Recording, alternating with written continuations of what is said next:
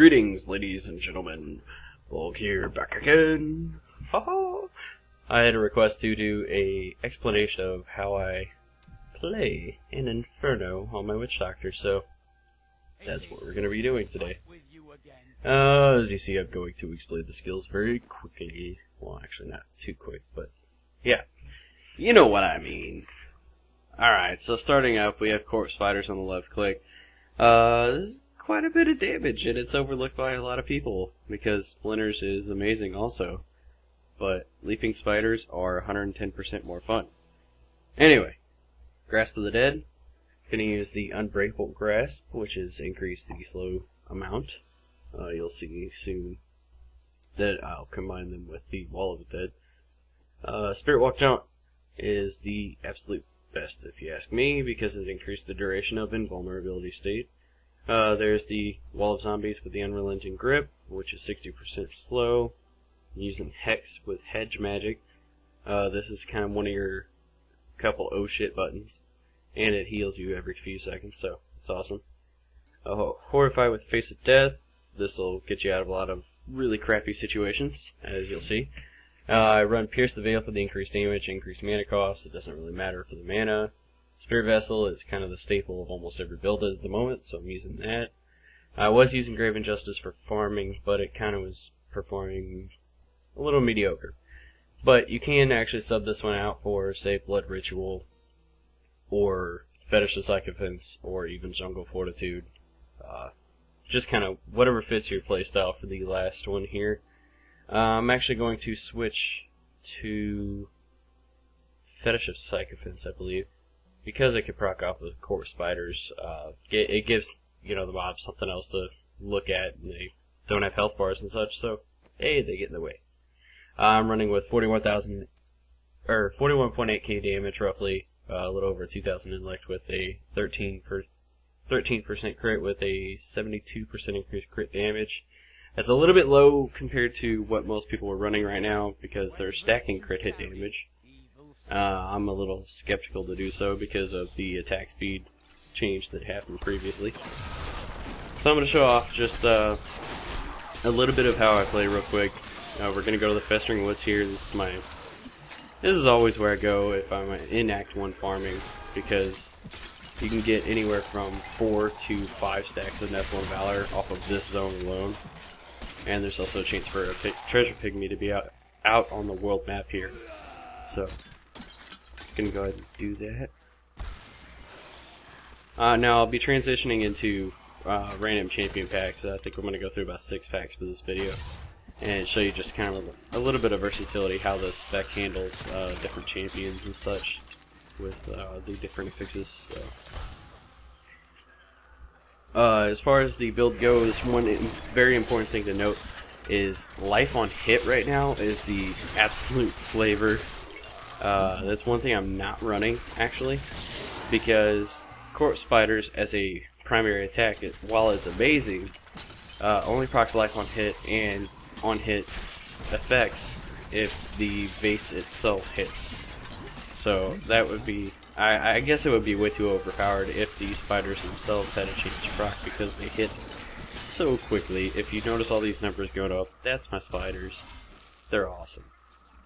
So I'll trade off a little bit of the damage for the sacrifice of the life on hit and such. That's why I typically just get a little bit of life regen. That plus hedge magic. It should keep you pretty healthy for the most part. If you're fighting other, champions and such, as long as you have Spirit Walk up, you can walk through, grab some health orbs. So with this spec, you can stay pretty healthy for the most part.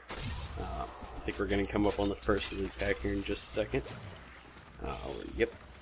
Going to go down here inside and check it out.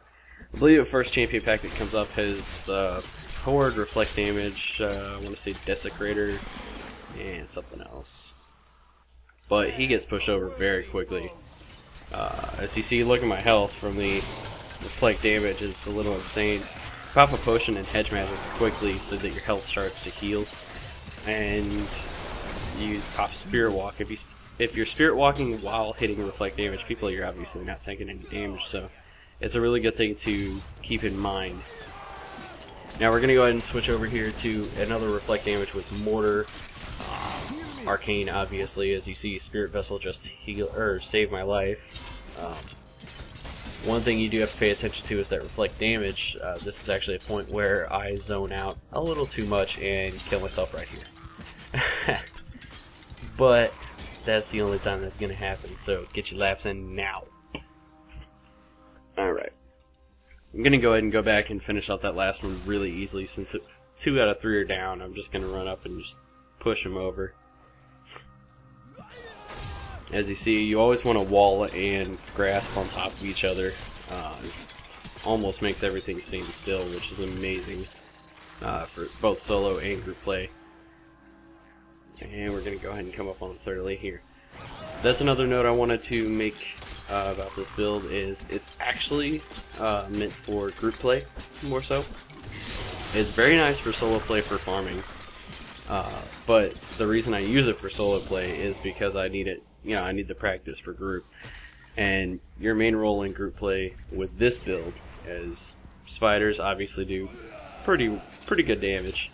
If you use door jams and such in like Act 3, it's very effective.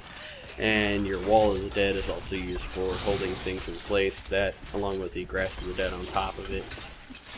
Your Hex is kind of to protect any other ranged characters you have with. If you have like a Demon Hunter or Wizard, it's really awesome to kind of keep close to them, and if anything gets near that they can't get away from, run over, drop your Hex, and let him do the work.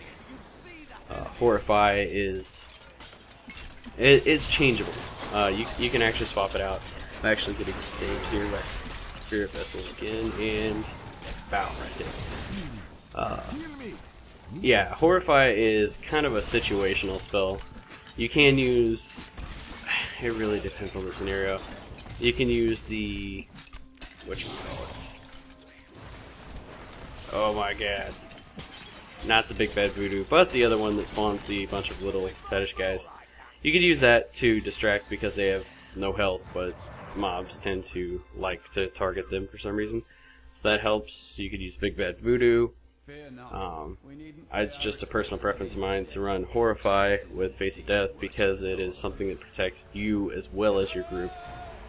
Just another thing that keeps in crowd control for the time being. If you combine it against a Lord with, say for example, a Lord that you hexed and then you fear and then you wall 5 feet away from you so he can't hit you.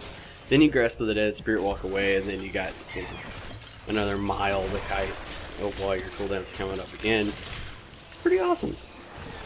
As you see here, this is another good point of Horrify, is against Molten.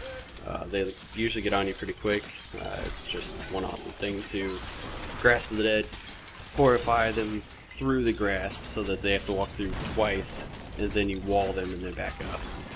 Ta-da, all the work's done for you. Anyway, we're going to go ahead and come up on the last bit of the video here, which is the Jar of Souls event. This event is something I farm quite often. As for a farming pattern, you want to go with the Festering Woods, by the way, up to the Cemetery of the Forsaken. And then always check the Northern Highlands for the Watchtower, because it can have anywhere from 1 to 5 champions / elites, and a resplendent chest, and an event also. So there's a lot of goodies in there. That's if you're in this for the farming method. But this spec will destroy Act 1. Act 2 and 3 for group play, if you're in a party of anything of 3 or more, this excels tremendously as well. Yeah, so if anyone has any comments, leave them below. I will explain absolutely everything I can. If you like the video, give me a like, thumbs up, subscribe, tell your friends. Also, if you have any video recommendations for what I should do next, I will take on some advice and see what you got to say. But, for now, I believe this would be time for me to say, this is Bolg out. Take it easy, ladies and gents.